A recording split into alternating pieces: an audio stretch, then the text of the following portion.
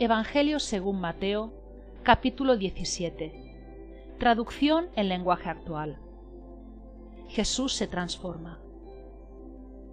6 días después, Jesús llevó a Pedro y a los hermanos Santiago y Juan hasta un cerro alto para estar solos. Frente a ellos, Jesús se transformó. Su cara brillaba como el sol y su ropa se puso tan blanca como la luz del mediodía. Luego los 3 discípulos vieron aparecer a Moisés y al profeta Elías, y ellos conversaban con Jesús. Entonces Pedro le dijo a Jesús: «Señor, qué bueno que estemos aquí. Si quieres, voy a construir 3 enramadas, una para ti, una para Moisés y otra para Elías». Mientras Pedro hablaba, una nube brillante vino y se detuvo sobre ellos. Desde la nube se oyó una voz que decía: «Este es mi hijo, yo lo amo mucho y estoy muy contento con él. Ustedes deben obedecerlo». Al oír esto, los discípulos se tiraron al suelo y no se atrevían a mirar, pues tenían mucho miedo. Jesús se acercó, los tocó y les dijo: «Levántense y no tengan miedo». Cuando los discípulos se levantaron, vieron que Jesús estaba solo.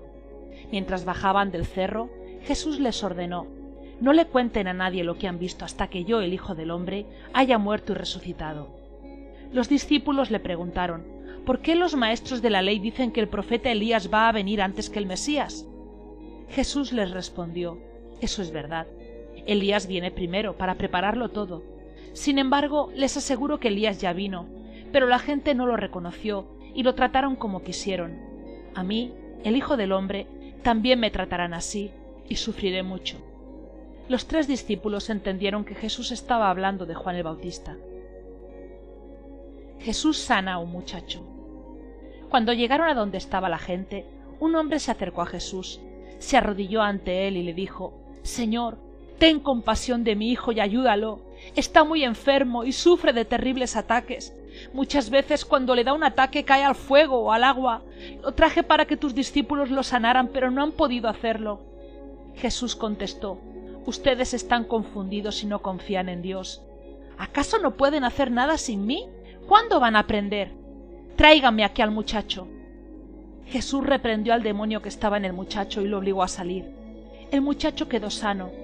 Poco después, los discípulos llamaron a Jesús aparte y le preguntaron: «¿Por qué nosotros no pudimos sacar ese demonio?». Jesús les respondió: «Porque ustedes no confían en Dios. Les aseguro que si tuvieran una confianza tan pequeña como un grano de mostaza, podrían ordenarle a esta montaña que se moviera de su lugar y los obedecería. Nada sería imposible para ustedes». Jesús habla otra vez de su muerte. Mientras viajaban juntos por la región de Galilea, Jesús les dijo a sus discípulos: «Mis enemigos me van a traicionar y me matarán, pero yo, el Hijo del Hombre, resucitaré al tercer día». Al oír eso, los discípulos se pusieron muy tristes. El impuesto para el templo. Cuando Jesús y sus discípulos llegaron al pueblo de Cafarnaúm, los que cobraban el impuesto para el templo fueron a preguntarle a Pedro: «¿Paga tu maestro el impuesto para el templo?». Pedro contestó: «Sí, lo paga». Cuando Pedro entró en la casa donde estaban todos, Jesús le habló primero y le dijo: «Dime, Pedro, ¿a quiénes cobran los reyes impuestos y contribuciones? ¿A los ciudadanos de su reino o a los extranjeros?». Pedro contestó: «A los extranjeros».